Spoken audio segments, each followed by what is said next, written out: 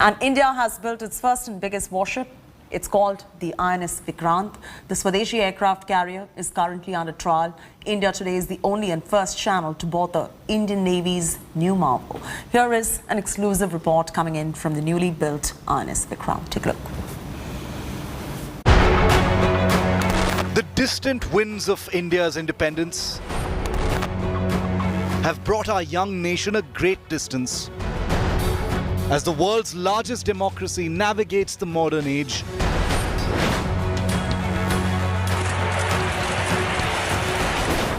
one stain remains on the armor of our national security.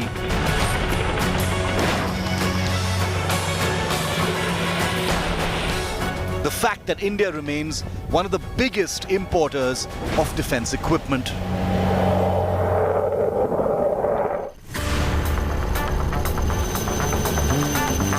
But this month, in a battle cry of enormous proportions, India signaled to the world that Swadeshi muscle in defense isn't some distant pipe dream.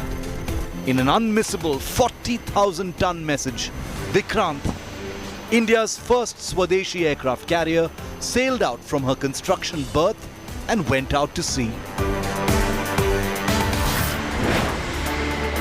And Battlecry is now the first crew to get on board India's biggest home-built warship for this special report.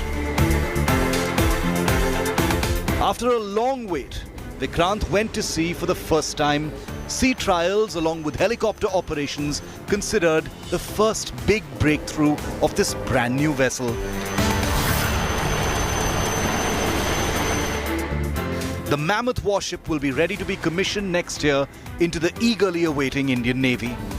This takes India into a select club of 7 countries: the US, UK, France, Russia, Italy and China that have the capability to design and build such a complex warship.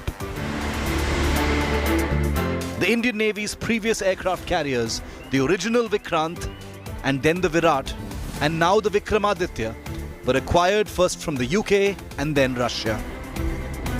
As per naval tradition, ships never die, and in keeping with this, the indigenous aircraft carrier will be back in its new avatar with the same name, Vikrant. India's first aircraft carrier, acquired from the United Kingdom in 1961, that was decommissioned later, was also called Vikrant. The new Vikrant is expected to live up to its name, that means victorious and gallant.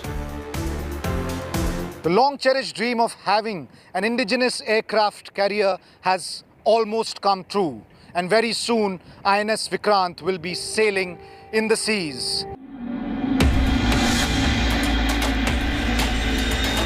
An aircraft carrier is basically a mini floating airbase at sea, which sets it apart from other warships in terms of operations, reach and complexities. The aircraft carrier, as I mentioned, is central to our concert operation. So this will, as part of our force levels, add to the versatility of our operations both in wartime and peacetime. So I think this ship will play its role, and even more importantly, being indigenous.